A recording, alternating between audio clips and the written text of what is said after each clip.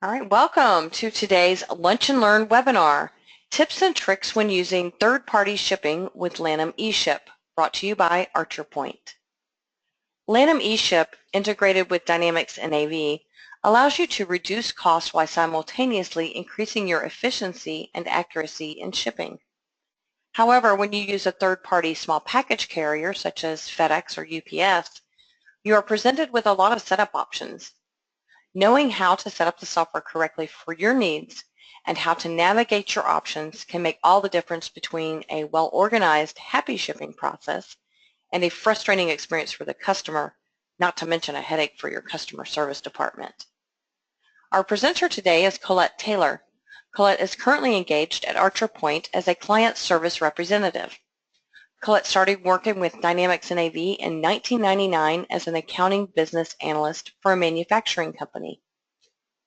She eventually transitioned into the position of system administrator and division subject matter expert. Colette has more than 15 years of experience in consulting, support, and project management. This includes evaluation of information systems, business process design, systems analysis, software installation and customization, training and post-production technical support. Colette holds many certifications, including ones for Lanham EDI and Lanham E-Ship. In today's webinar, Colette will demonstrate how to set up third-party shipping through Lanham E-Ship. She'll walk you through setting up an order for a current customer, as well as creating an order on the fly. She'll share tips and tricks on how to ensure all your shipping options are set up correctly and you're getting the most out of your software. So let's get started. Colette, over to you. Thank you, Suzanne. Good afternoon. My name is Colette Taylor, and I'd like to go over setting up third-party and freight collect shipping accounts within Lanham E-Ship. What I'd like to do today is I will show how to set up third-party and freight collect shipping accounts at the customer ship-to levels, as well as what is considered on the fly, which would be in the sales order. We'll create a couple of orders after setting up the ship-to accounts. After setting up the shipping accounts, and we will also look at setting up shipping agent options. So let's begin. Okay. We can set up third-party and freight collect shipping accounts at the customer ship-to level. You can set up shipping accounts that will be used to send packages with a shipping payment type of freight collect or third-party. All freight collect and third-party shipments must have the third-party account number field completed. So how we set this up is that we will, in the vision, we will go to customers. We'll go to a customer card, and how you get there is departments, sales and marketing, sales, customers. So what we will do is we'll go in and we'll edit our customer. Once you're in your Navision customer card, we're going to go to the Navigate button, and then we'll go to E-Ship, and we'll go to Shipping Accounts.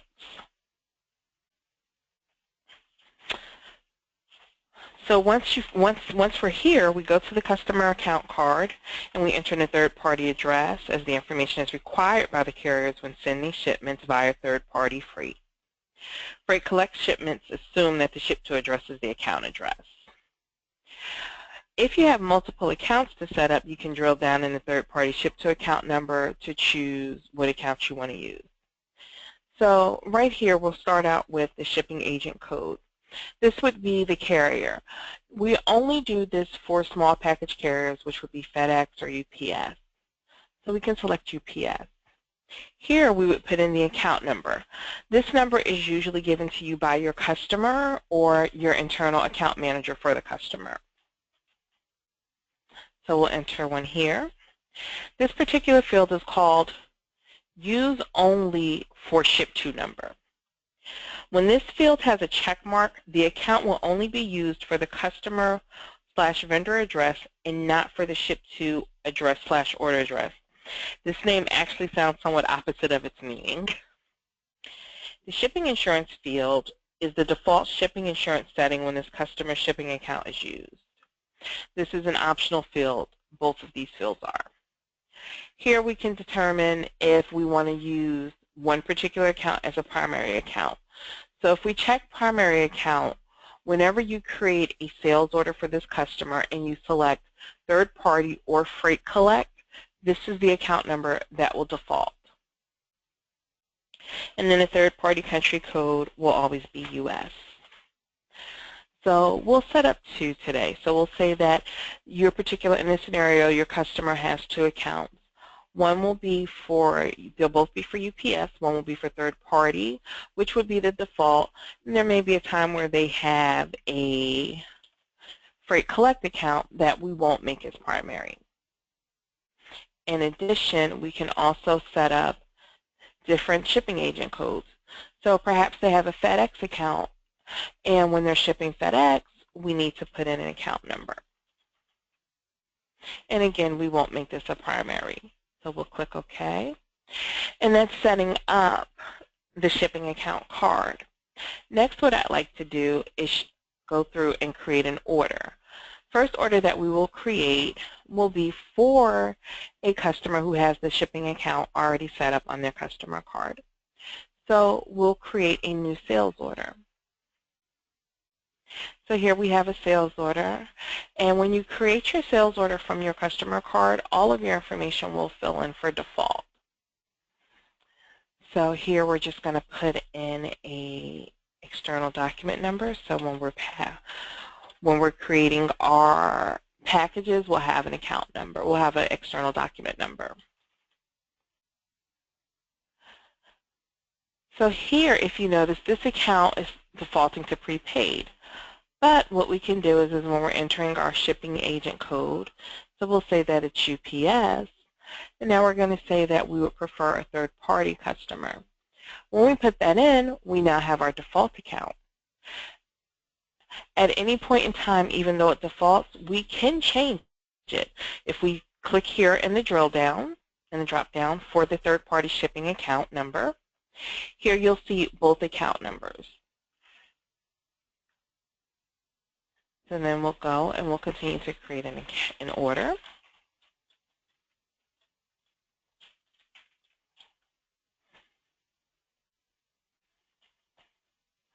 And here we're just going to release the order. And now what I'm going to do after releasing the order, we're going to go into pack line scanning.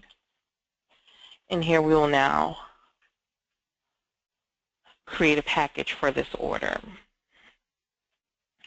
So here we're going to, in this input box, because I don't have a barcode scanner attached to this machine that I'm using, I'm going to input using a combination of the order number using my keyboard in addition to using the scan commands.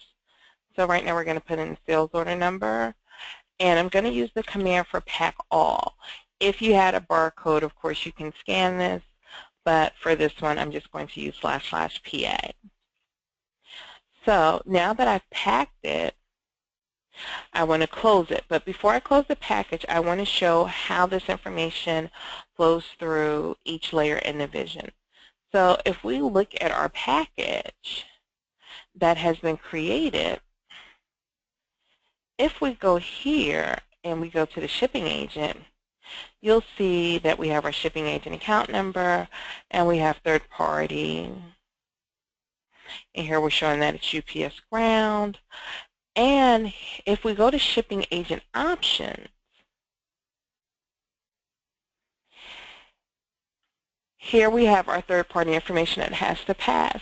So we put in our customer information, and this is all of the information that will go over to UPS when we close our package. So I'm just going to close this, and then I'm going to do //CP, which stands for close package. And we've now closed our package, and the information has been sent to UPS. So that's how we create a third party order. Now let's say that we want to create a freight collect. We're going to select a different account number, because in our initial setup and with our scenarios, we said that the default UPS account number that we created would be for third party. Now we're going to do a freight collect. Again, I'm going to create a new sales order. I've created it from the customer card, so the information will default. And I'm also going to enter an external document number because we need to pass a reference number to UPS. So again, we're going to go here and we're going to put in our shipping agent code. So we're shipping UPS. And for this one, we're going to say that we don't want to do ground, we want to do second day air, AM. And now we're going to do a freight collect order. So when we do the freight collect order, the default came up because that's what we have as a primary account. Currently, there's no way to identify if we want our default to be for third party or freight collect. But we're going to say on the fly, we want to select a different account number. And that's what we've done. And now we'll continue to create our order.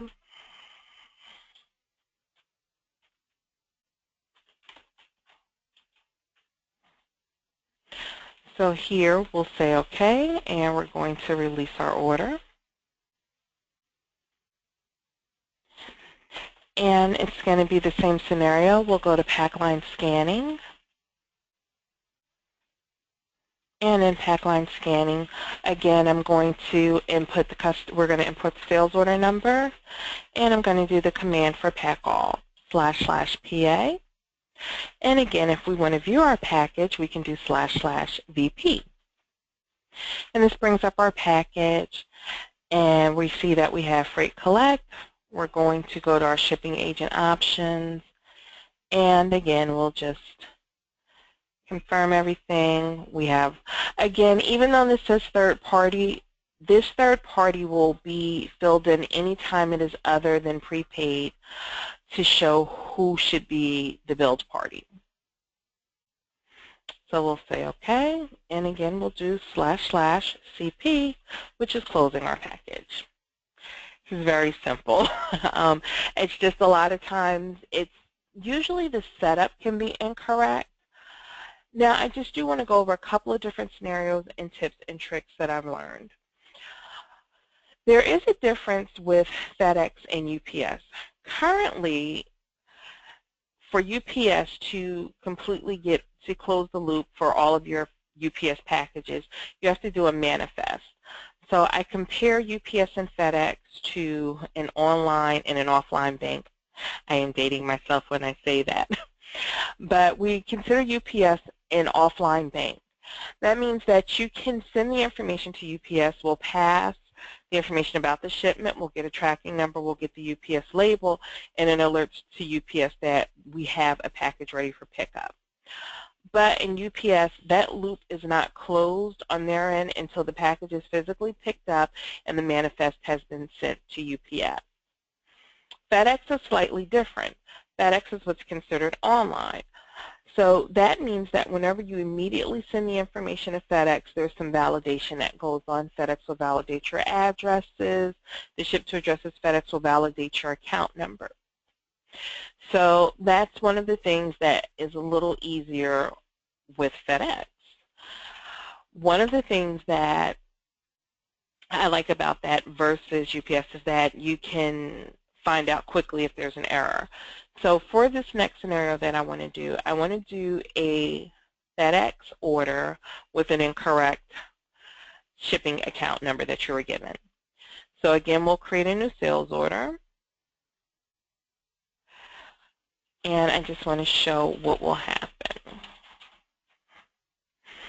So let's say in this one we got another order for this particular customer, but this one they want it to go FedEx. So we're going to say FedEx, and we'll say it's standard overnight. Now we're going to do freight collect. And here in the drop down, we're going to have to select the FedEx account number. The reason why it did not populate that field is because this is not checked as a primary account. So we'll click OK, and we'll put that in, and now we'll continue to enter our order.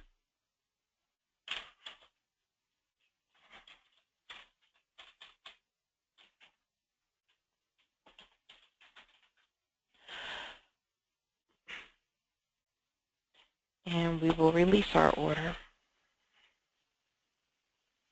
Now we'll go back to pack line scanning.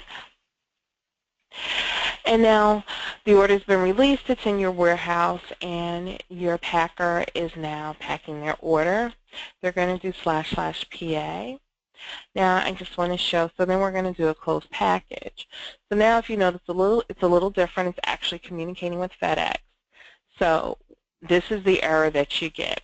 And you get shipping charges payment payer. The payer's account number is invalid. So the difference with UPS versus FedEx is that FedEx is going to validate the account number that you pass in your package. And then this way, if it is incorrect, it's going to be an error. It is another check that FedEx has versus UPS.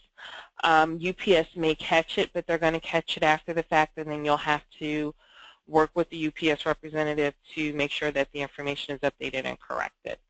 They'll both get corrected, but I do prefer the FedEx way a little bit more because this way we just know ahead of time. So in an instance like this, your packer would go to the appropriate parties to say that this account number is incorrect, and this can be resolved before the order is shipped. So it's going to tell you that you can't process this until the errors are corrected. One of the other things that I wanted to go over in regards to third-party shipping or shipping small package carriers, there are times where you can actually have to enter things on the fly when you're entering your sales orders.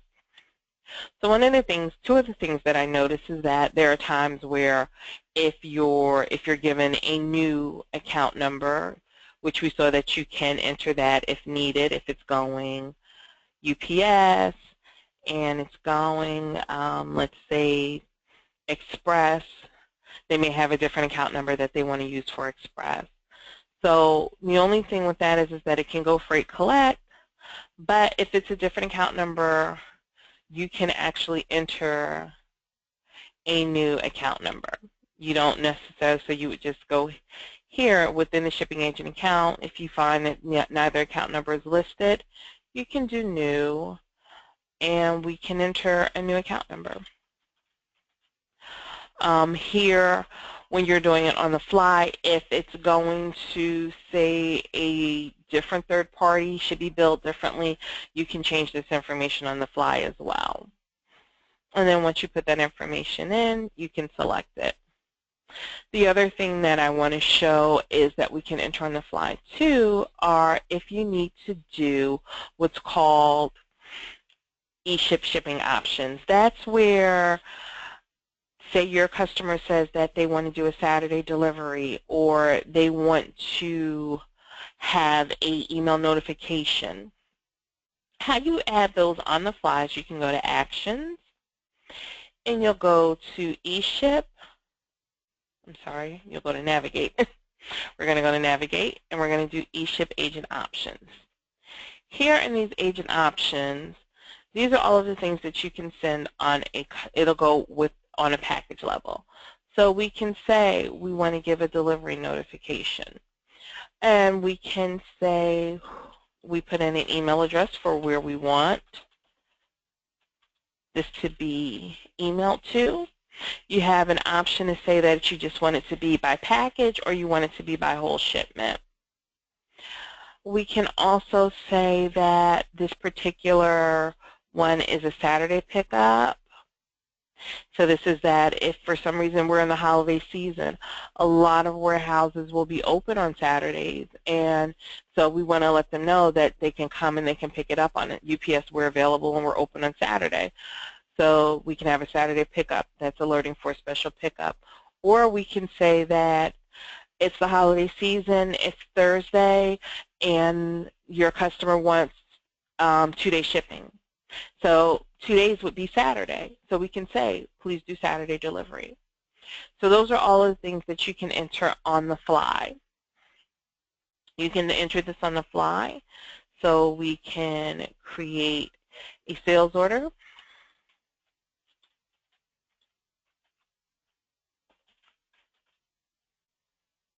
And also pretty simple, we're going to release. And we're going to create another order, and we're doing a package, so we're going to do pack all. Now, what I do want to do is I want us to view the package, and we're going to look at the shipping agent options. Here on the Home tab, in Process, there's the shipping agent options. So, as you see, the E-Ship agent options that we entered on the sales order has flowed through into pack line scanning, and when you're creating your package, this comes up. So we see that we're asking for a delivery notification. It's going to be our Saturday delivery. The notification should be on the shipment level. We've put our third-party billing information in, or freight collect, and we are able to ship our package. Now, see, and this is one thing. This is actually a Lanham checkpoint. Most UPS shipping account numbers are 6 characters. So if we know, so we will get some sort of clue that we have an incorrect shipping account number. But normally that's the only fail-safe that we have before the order ships from shipping an UPS order. So then this way we know that we can correct that. And we'll need to correct it. And in this instance, what would happen is, however your processes are handled, they would then give this to the appropriate party and say that our account number is incorrect. So we can say, okay, we want to disregard our changes, we want to close pack line scanning, and we can always go back to our sales order and we can correct this.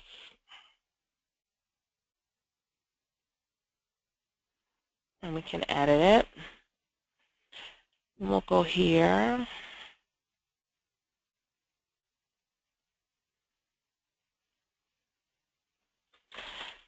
And we'll correct our order. Sorry. There it is. It's hiding from me.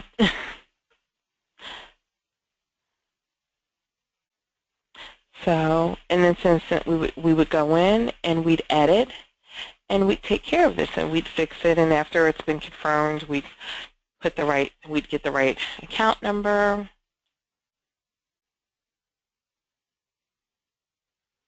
And then the order can now go back to your warehouse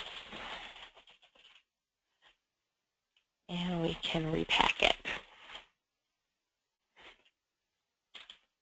So here we're going to delete all of our packages. That's the one thing that I always suggest, is that if you have an error with a package and there's something that needs to be corrected as far as your account numbers or anything with your shipping agent options, I always suggest just clear it out, delete any existing packages, and then we'll pack it again. And yeah, because see, now we kind of get these errors and it's really weird. So I've got a question, Colette. Sure.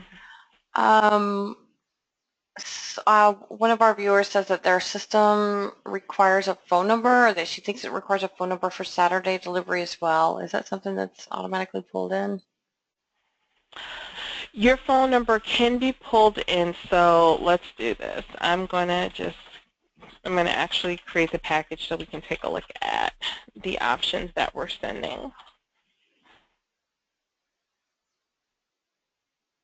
So if we go to our shipping agent options here on third party, you can put your third party phone number. When that's happening, are you shipping via FedEx or UPS? We'll give her just a minute to respond. No problem. UPS is what she said. Okay, and you're getting that error. So there could be something in there set up or a modification to make sure that the phone number is to be sent. Yeah, that it's mandatory. Yeah. And are you using UPS Link or UPS World Ship? We'll give her a minute to respond. I do have another question.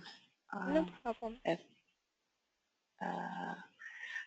Bill'd like to know if you could go over how to use the use only for ship to number checkbox, or how the use only for ship to number checkbox is used.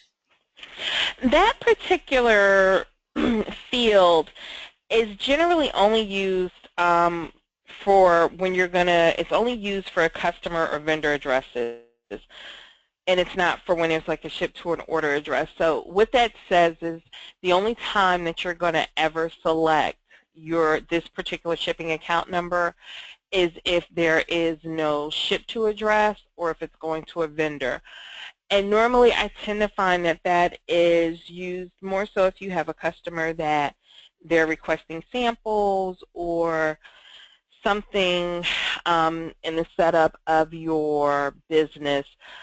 The only time that I've ever seen this used was situations like that where there was a particular customer, maybe it was they wanted some samples or they wanted something that was outside the normal realm of them buying product.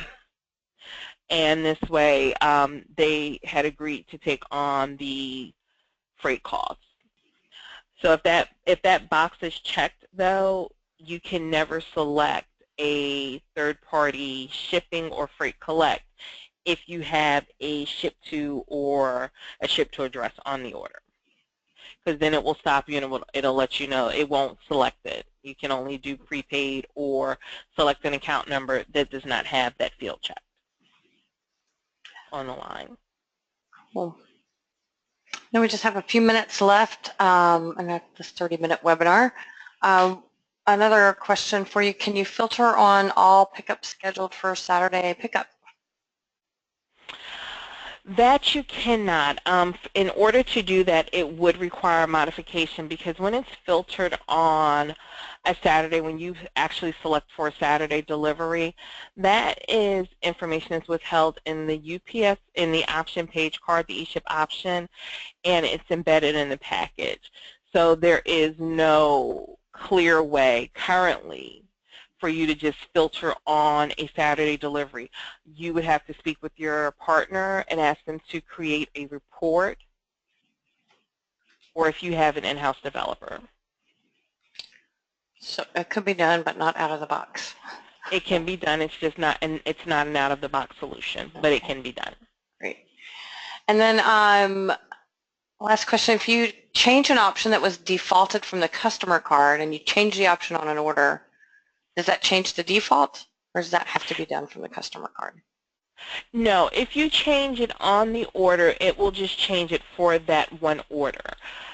It will not change any defaults that you've done on your customer card. The only way to change the customer card defaults is to change it within the customer card. Okay, great. Okay, well, I think we're about out of time, so we'll go ahead and wrap it up. I just want to thank everybody again for your time today. We hope that you found this brief webinar valuable, our time well spent. To help us to continue to offer value, we ask that you take a few minutes more to give us your feedback, and also let us know what topics you would like covered in future Lunch and Learn webinars. Simply email your comments to info@archerpoint.com.